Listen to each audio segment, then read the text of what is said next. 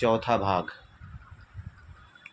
मैंने अपना होश संभाला और उसके घर पर जाकर देखा तो कविता के फ़ोटो के ऊपर जूही के माला चढ़ाए हुए थे और उसके सामने 2 गुलदस्ते थे और अगरबत्ती के कुछ धुएं उठ रहे थे।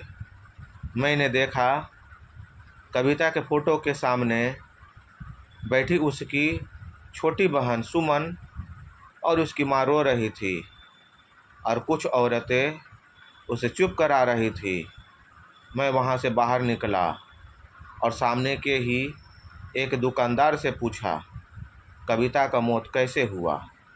तो वह दुकानदार कहने लगा, बेचारी बहुत गरीब थी और बिस्कुट बेचती थी। कुछ दिन से वह गायब हो गई और एक दिन उसका लाश मिला। पता चला किसी ने उसका बलात्कार करके मार दिया। मेरे आंखों से आंसू निकल पड़े और मैं वहाँ से बिना कुछ बताए ही अपने घर की तरफ चल दिए। वहीं चाय की दुकान के पास गया और कहा, भाई चाय देना। तो वह चाय लाकर टेबल पर रख दिया। मैंने कहा, 2 चाय क्यों? तो वह बोला, आप तो हमेशा ही 2 चाय पी रहे थे। तो मैंने कहा, मैं दो नहीं, एक ही चाय पीता था, दूसरा तो कविता पीती थी। तो वह दुकानदार कहने लगा, कविता वही लड़की जो बिस्कुट फैक्ट्री में काम करती थी? तो मैंने कहा, हाँ। यह बात सुनते ही वह हंसने लगा। वह तो 10 दिन पहले ही मर चुकी है।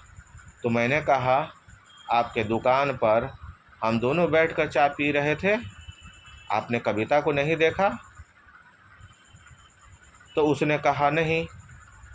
यह सुनते ही मैं आश्चर्य में सोचने लगा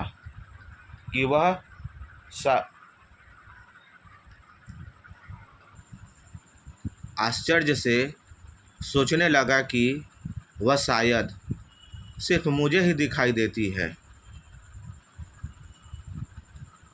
मैं चाय पिया और पैसा देकर सीधा अपने रूम में जाकर लेट गया और सारी बातें सोचने लगा और मन ही मन यह सब सोचकर रोने लगा। मेरे सारे सपने फिर से बिखर गए। कब मुझे नींद लगी पता नहीं चला। जब मेरी नींद खुली तो मैं उसका वह सामान ढूंढने लगा जब वह पहली बार मेरे घर पर आई थी। वह सामान नहीं मिली और वहीं सामने के टेबल पर एक गुलाब का फूल और एक पत्र रखा था और 350 रुपया भी रखे थे। पत्र में लिखा था, मुझे आप माफ़ करना। मैंने वह फूल और पत्र यादों के तौर पर अब तक अपने सीने में दबा रखे हैं और उसके यादों के सहारे बिना शादी किए सारी उम्र गुजार दिए। अभी मैं जीवन की आखिरी सांसें ले रहा हूँ, लेकिन मुझे पूरी बात आईने की तरह आज भी याद है। जय श्री राम।